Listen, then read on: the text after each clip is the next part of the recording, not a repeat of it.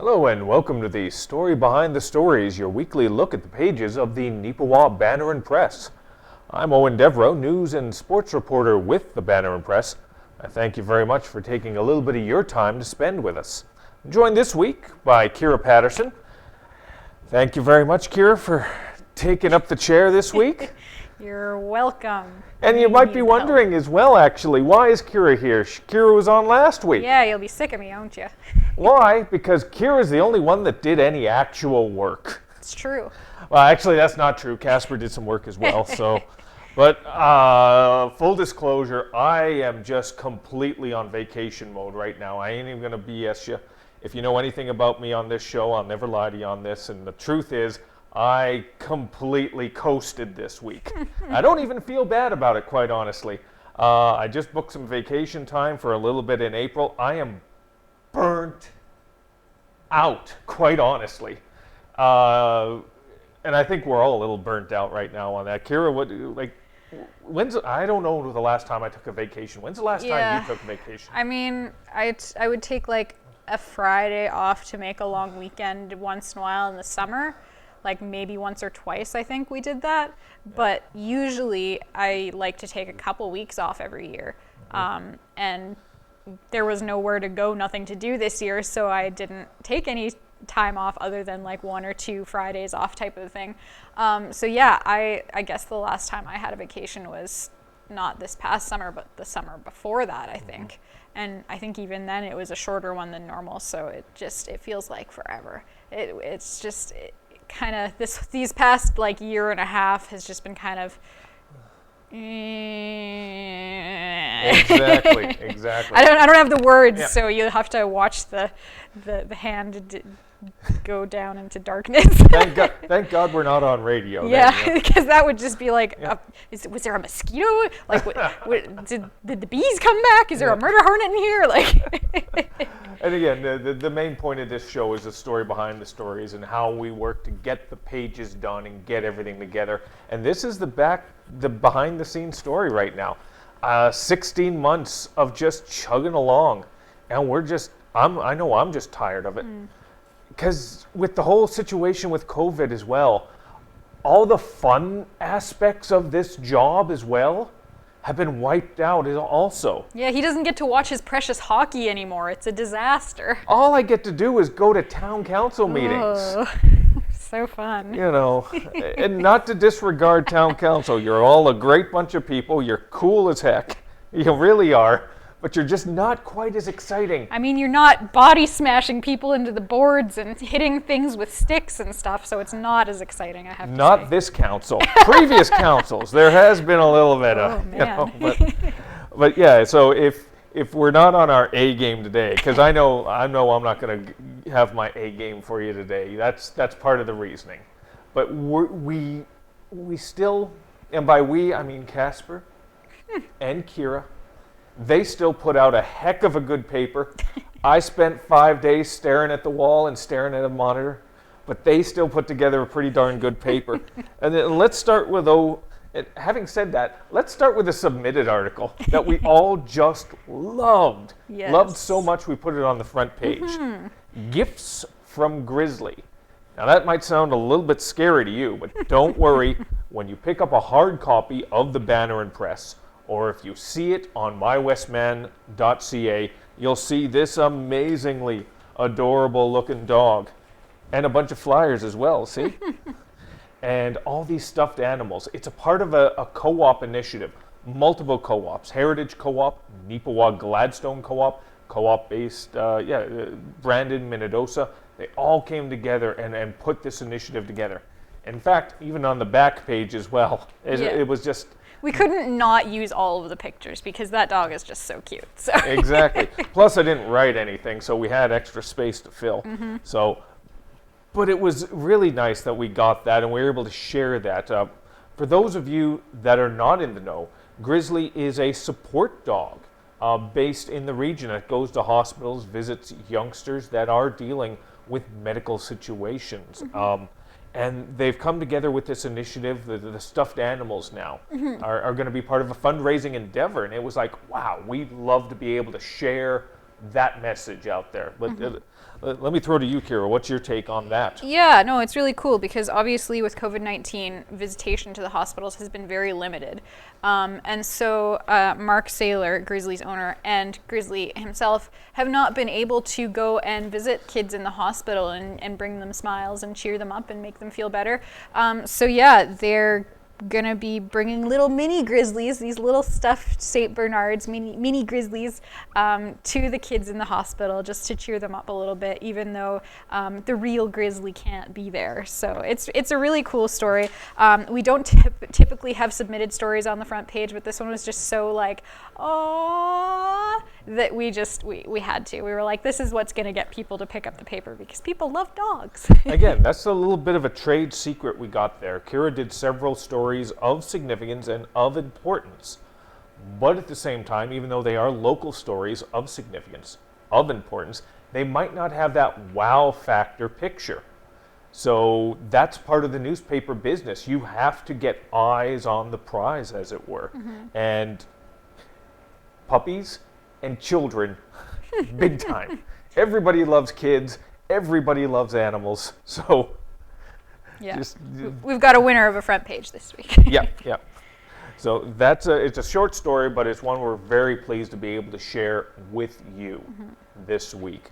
Now, speaking of the stories I just sort of talked about there, the good story, the story of significance, and very, very pleased you were able to chase this down.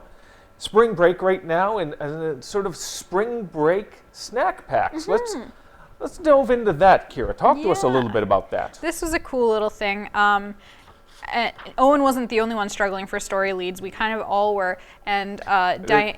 The difference was I just dove into it. I veered into it and just like, I'll just... He was like, I'm struggling, so I'll just stick with what it is. Like, I've given up. So 51 good weeks of the year. You're allowed to have one, maybe 2 bad weeks. So this is my one mulligan.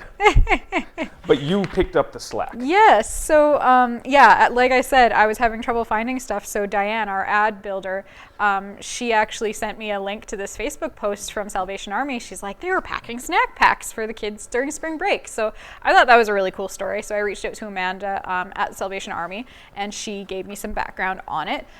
Basically, all of the kids from kindergarten to grade 12 in Eden, Brookdale, and Neepawa schools all got sent home with a little snack pack. It's got like fruit cups, instant oatmeal, granola bars, crackers, cookies, things like that, basically to help them have healthy snack options, healthy breakfast options throughout the 5 days that they have off of school for spring break.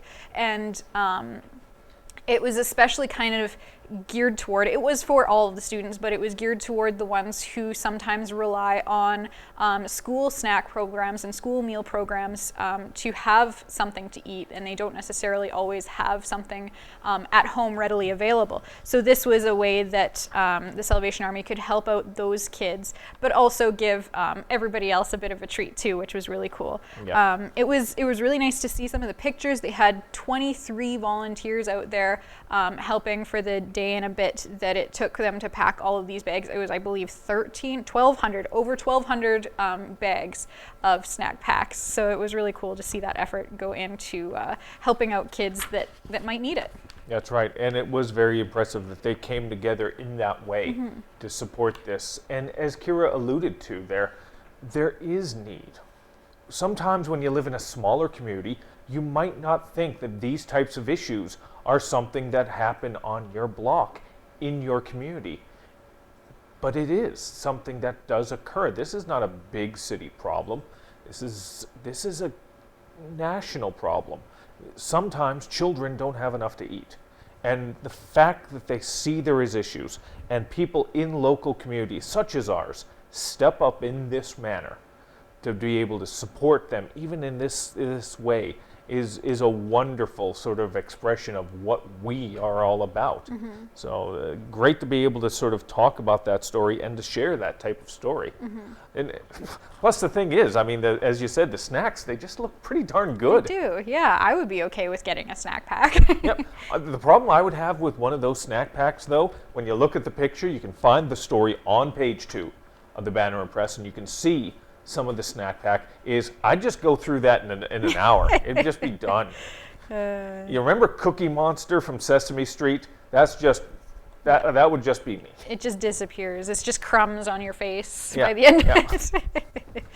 I can agree with that. Like some of Yeah. that stuff looks really good. Oh yeah, no, wonderful. And hopefully this will become something that we can continue to talk about. Great to support the work any way we can. Yeah, in yeah. The terms of- Salvation Army in Neepawa does a lot of great work for not only Neepawa but the surrounding communities as well, which is great to see. And it's great to be able to highlight some of the different things that they do, because everybody knows, oh, they do the kettle thing, they do the Christmas hampers, they do that, but they don't know some of the stuff that they do throughout the year in between. Obviously Christmas is the big one, but they don't necessarily know what else that Salvation Army does. So. Yeah. And Neepawa as well, just Neepawa Community Ministries Center as well, because there it is sort of the offshoot, it's an amalgamation, it's sort of its own endeavor as well. So give that credit to them, definitely. Yeah. All right, let's talk about something that we're very pleased to be able to share with you again, because we've got hard copies of this book actually over there in the NACTV office. So if you'd like one of these, you can come on down and pick one up, and you're going to be helping out a great endeavor. And talk to us though, Kira, another one of your stories, Neepawa Memories. Yeah. So this is a story I had written a couple months ago, maybe 3 months ago. Can't remember the exact time. I think it was before the new year.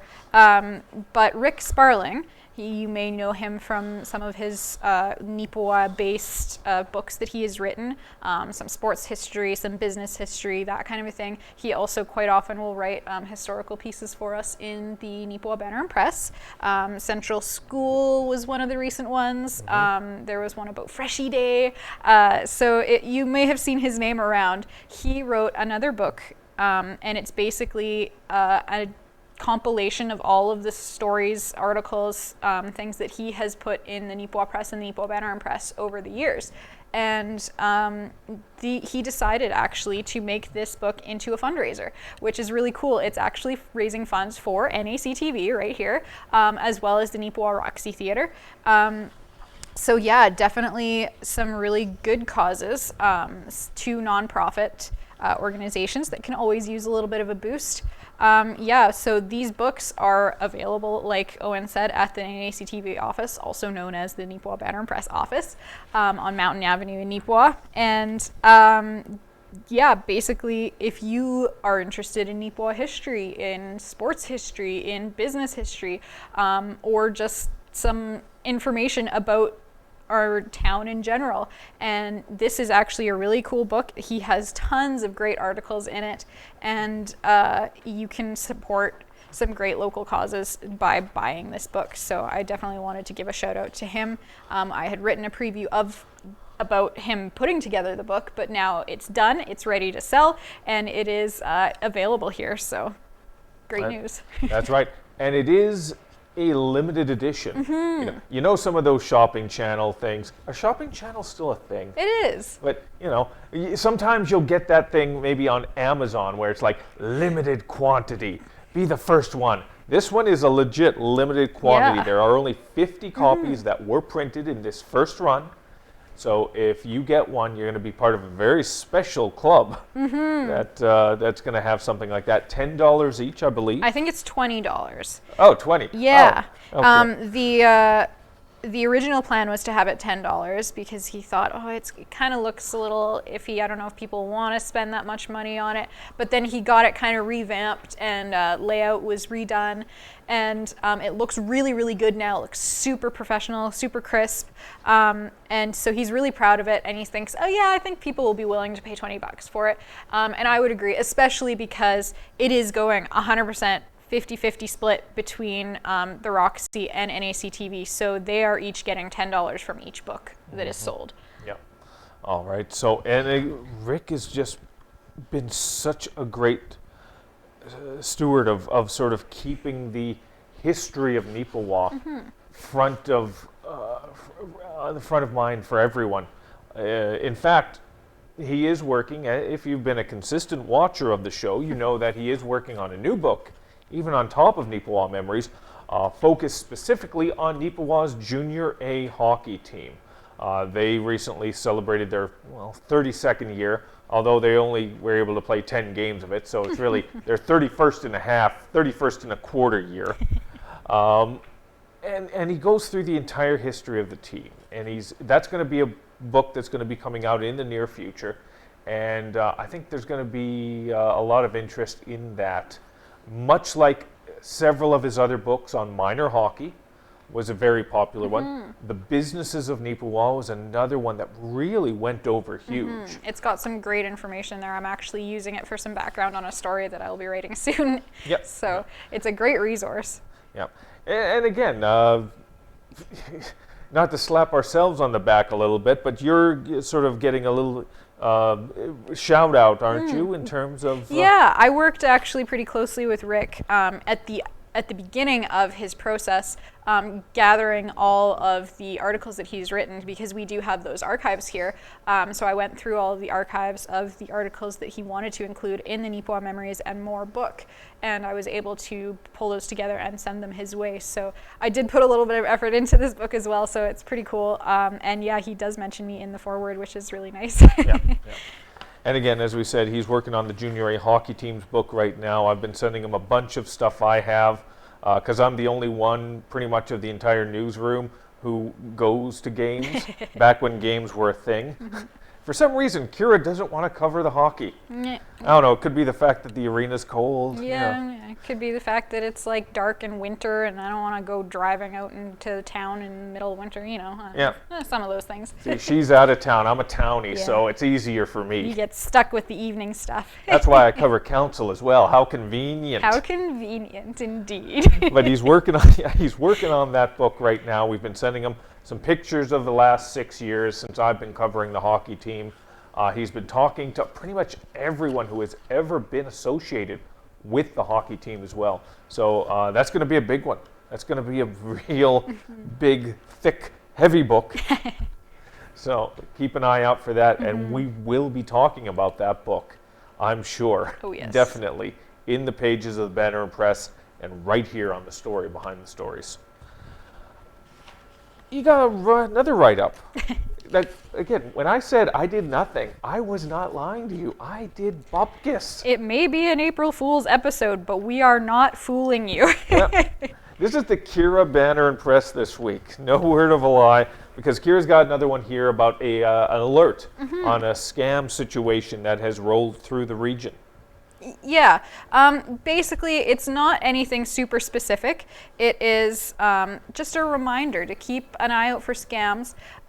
Because it is tax season, it is kind of timely because quite often scammers will be taking advantage of this time, and people worrying about their tax return, how much they owe or how much they are owed and that kind of a thing. And they'll pretend to be the CRA and they'll say, oh, you owe us money, you need to send us this many iTunes gift cards right now or you will be sent to jail. And some people, it really gives them a bit of a panic because they think, oh crap, I owe money. I don't want to be sent to jail for tax fraud. Yep. So then they quickly go and do what they're told, and then they end up being out thousands of dollars potentially. And it is important to know what to look for when you want to be alert for scams. So I did have a little bit of this is what it sometimes looks like. These are some of the things that you should look for to make sure you're not being scammed. And it's kind of a story that comes through the pages every once in a while, maybe a couple times a year, maybe once a year. But it is very important to always kind of have that in the back of your mind and be aware. And the thing is, when we hear these types of stories, a lot of people will think to themselves, that doesn't happen. Who would fall for something like that? But we have heard of local people within our region who have sort of moved forward on this and who have fallen for it. Fortunately, we've heard more often than not that they've been alerted to the situation before it went too far, but there for the grace of God, go any of us, quite honestly. These types of situations you do have to be mindful of. So hopefully nobody falls for it. You know, the CRA doesn't need Amazon. They're mainly eBay. They prefer eBay. That's a fact. That's a scientific fact. Don't be spreading misinformation now. All right. A little bit of fun. We're going to shift over to Ken Waddell's column every week. Ken Waddell gives his perspective in the pages of the paper. Usually it's a little long. Usually there's a lot of words. There's not quite as many words this week, but there's good reason for it because he wrote this week's editorial from a hospital bed. Anyone who's been following the show or has had a chance to speak with him or come in and visit with him knows he's been dealing with a medical situation. And he had to go back into the hospital, issues with his throat, with some speech issues right now. I mean, inflammation, some breathing issues as well. A serious situation related to an adverse reaction to anesthetic. It's one of those things that it's not a 1 in a million, but like a 1 in 100 type thing, where a person after they've had some surgery or something or been under for anesthetic can have an adverse reaction. So I'm not telling tales out of school. Ken's been very open about this. He did have that adverse reaction and is continuing to deal with that. And unfortunately, he had to go back into the hospital. So, but he talks about how the situation has sort of opened his eyes on a few things and how medical facilities and whatnot are adjusting and how they're not adjusting at the same time to the ever-evolving situation surrounding COVID-19, surrounding the dealing with the pandemic. And he does have, as you know, he does have a few thoughts here and there. And he has a few suggestions on how we can maybe better react to it again this time. Because it's Kira, you got to agree, I'd imagine. It is dynamic, it is shifting, it's an ever-changing sort of problem we're in the middle of, isn't it? Oh yeah, things are always changing and new challenges keep coming up. And Ken has been in the hospital so many times lately that he is kind of seeing some of the things that could be done better or some of the things that we need to keep in mind. He is also quick to praise the staff and the hospitals on the great care that he has gotten. Don't get us wrong, they are doing a great job with him and he is very appreciative of it. But there are those little things that can always be improved, and he is seeing a lot more of those the more he has to be in hospital. And he's going pretty much every day, I think, these days just to get an IV treatment. And he was an inpatient a few days ago. So there's kind of that mixture of the going in just for a couple hours or whatever. And then there's been the times where they're like, oh no, you need to be admitted because you are having an adverse reaction to these meds and we got to figure this out and that kind of a thing. So they have been very quick to help him out and help try and figure out how best to deal with his condition. And but yeah, obviously the more you are there, the more you see, oh, okay, this could be fixed. Oh, this could be done a little better, you know. Yep. So it's a quick read. It's an easy read. So give it a moment and get a perspective of the situation on the ground, as it were. There are other stories in this week's paper. There are our other regular features.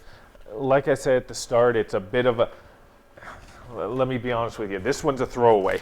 This one's not. This is not one I'm going to be putting on my resume. I mean, it's a throwaway after you read it. Still read it. Don't just pick it up and throw it away, because that's just mean. I mean, we did put work into this. Quite honestly, our worst effort is still better than. Should I name names? I mean, Okay, it's up so to you. It's still better than the graphic leader out of Portage. Quite honestly. If any of you have ever picked up one of those, you know exactly what I'm talking about. Our worst is still is better than their best right now. In their defense, we do have a lot more people actually working in an office together to get it done, whereas they're kind of centered somewhere else. And have an office. Yeah, For those of you that don't exactly. know, the Portage graphic leader no longer has a main office. They sold it. The building they used to be their entire building, and then 3/4 of it became a restaurant. Oh, really? Oh, I yeah. didn't know that. No, when I was working at the radio station there, it seemed like every couple of weeks we'd laugh a little bit more at the newspaper about how it was continuing to go downhill. Much like when we were just the Banner alone, we used to laugh on a regular basis about the press. We're so cruel. We're just terrible people here, We're apparently. not good people at all, but you know, but we are good at our jobs. We try to be, you know. Except for me this week. Yeah. But it was a shame. I almost wish we could have coasted on last week's newspaper a little bit more. 2 sections, 32 pages. I had like 5 or 6 stories in there. But you're only as good as your most recent newspaper. And right now, I'm no good. But I'll be better next week, I assure you. We've got a couple other chases on the go right now. Kira's already got I think you've already got a couple things almost. At least one thing is starting to get going a little bit. Yep. But in order to find out exactly what we got on the chase right now, you're going to have to tune in to next week's edition of the Banner and Press, or of course pick up a paper of the Neepawa Banner and Press. You can find them throughout Neepawa and the surrounding region, about 9,500 hard copies distributed throughout Western Manitoba. One of the largest papers in all of Western Manitoba. We were very proud of that. We hope that you continue to support us in that manner in terms of picking up a hard copy and reading through it and learning a little bit about your community. You can do that. You can support us in another way as well by contacting us. You can give us a call at news@neepawabanner.com, or give us an email, I should say. Yeah. Or call us. Don't try calling that. Like, don't type it into your keypad. It won't work. All right, N is a 5. Is Where's a that 6. weird swirly A? Man, this is a lot of numbers. Is this in Europe? This can't be real. Wow. So contact us at news@neepawabanner.com or at pages@neepawabanner.com. That's Kira directly. News is the one I cover. Once sports becomes a thing again, you can contact us at sports@neepawabanner.com. If you have any advertising you'd like to do, creative@neepawabanner.com.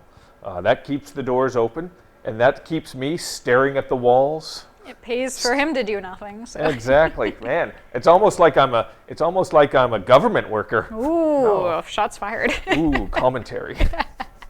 But even if you have story ideas, because as you can tell, I came up with snake eyes this week. I just blanked on any stories of interest. So if you've got a story idea, I would love to hear. You can only coast for so long before Ken starts looking at you going, why do I keep you around here? Yeah, exactly. Other than gathering dust? Yeah, exactly. So basically, if you have a story idea and you want to call the office, say, can I please speak to Eoin? And then they'll send it directly to him. And his phone will just be ringing off the hook, and then I'll just be sitting there laughing at you. Yeah. So how's that different from any other day? Well, true. You'd laugh at me anyway. Yeah. It comes with the job. But that's about it for this week's edition. We thank you very much for somehow sitting through this half hour of silliness. And we'll be back again next week with a new edition of the Banner and Press and a new edition of the stories behind the stories.